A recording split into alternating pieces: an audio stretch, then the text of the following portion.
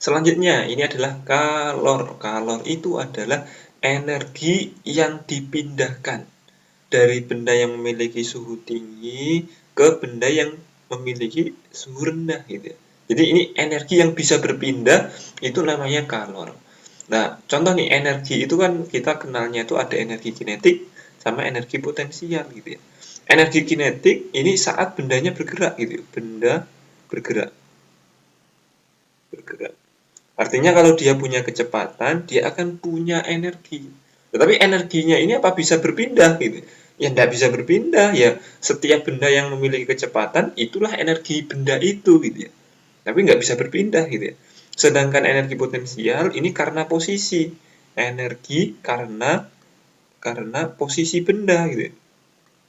Pada ketinggian tertentu, misalkan H, maka dia akan memiliki energi potensial.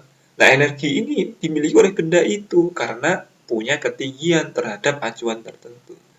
Sedangkan kalor itu energi yang bisa berpindah gitu ya. Misalkan benda ini yang katakanlah ini besi, ini perak gitu ya. Kalau ini panas, kemudian ini lebih dingin, maka energinya itu bisa dipindah gitu ya.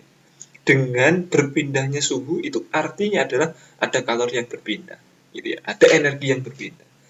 Nah, untuk menghitung kalor yang diperlukan suatu benda untuk suhunya naik gitu ya. Misalkan nih, ini ada kita punya besi nih, mau menaikkan dari suhunya besi awalnya katakanlah ini 25 derajat Celcius, kemudian dibakar. Dibakar kita pengen suhunya naik katakanlah menjadi 1000 derajat Celcius karena besinya mau dilelehkan gitu. Nah, berapa kalori yang dibutuhkan? Oh, itu bisa dihitung menggunakan ini, kalor untuk menaikkan suhu benda. I sama dengan mc delta T. Ini adalah kalor untuk menaikkan suhu benda. M-nya itu apa? M-nya itu massa gitu ya. Massa. C-nya apa? C-nya itu ini, kalor jenis. Kalor jenis itu adalah sifat zat yang menunjukkan banyaknya kalor yang dibutuhkan untuk menaikkan suhu satu zat bermassa 1 kilo sebesar 1 derajat dan atau 1 Kelvin. Jadi ini namanya kalor jenis, tergantung dari massa. Tergantung dari massa. Nanti ada kapasitas kalor juga. Kalau kalor jenis itu tergantung jenis benda gitu, jenis benda dan massa benda. Massa benda.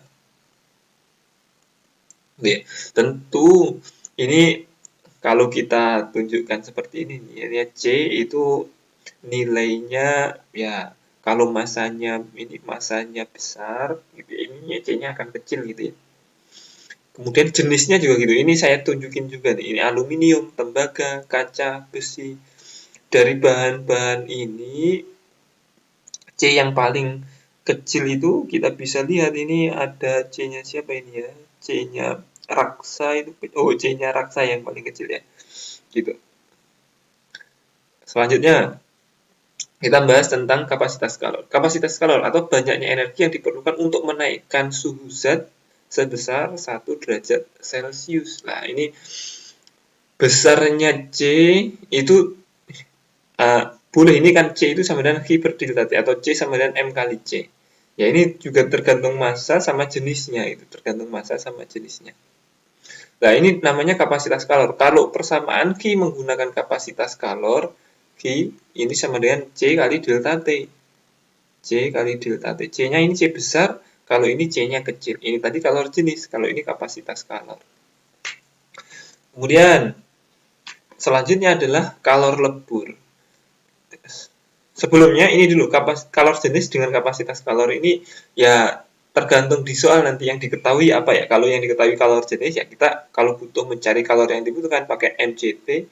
Kalau adanya kapasitas kalor untuk mencari kalor yang diperlukan ya C kali delta T gitu ya. Oke, sekarang kita masuk ke kalor lebur dan kalor uap. Ini namanya itu kalor laten. Ingat, kalor yang diberikan kepada benda itu kemungkinannya adalah untuk menaikkan suhu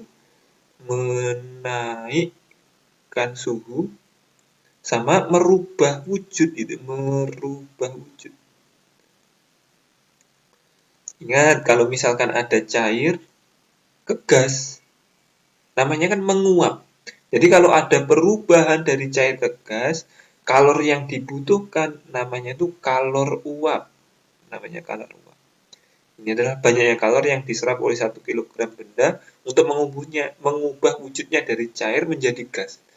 Persamaannya Q sama dengan M kali U. U-nya itu kalor uap. Ini ketetapan ini. Masing-masing benda beda kalor uapnya. M-nya itu massa. Kemudian kalau merubah wujud dari padat ke cair, ini kan namanya mencair. Ya, kalor yang dibutuhkan ini namanya kalor lebur. Banyaknya kalor yang diserap oleh 1 kg benda untuk mengubah wujudnya dari padat menjadi cair atau kebalikannya itu namanya kalor lebur. V-nya sama dengan M dikali L.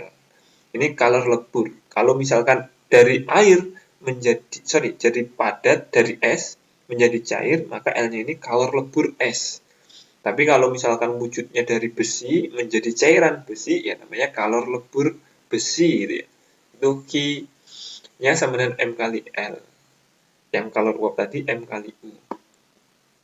Ini nih, saya punya grafik gitu ya. Contohnya ini 0, ini adalah suhu dari benda itu 0, ini masih proses perubahan dari dari es menjadi air. Sedangkan posisi di sini ini sudah air semua. Dari suhu 0 sampai 100, ini kan suhunya 100. Ini suhunya 100. Ini kita gambarnya pakai grafik air ya, ini grafik air. Kalau besi tentu beda. Nah, di bawah 0 itu masih padat. Nah, padat itu suhunya kan di bawah 0. Antara 0 sampai 100 itu suhunya sudah cair.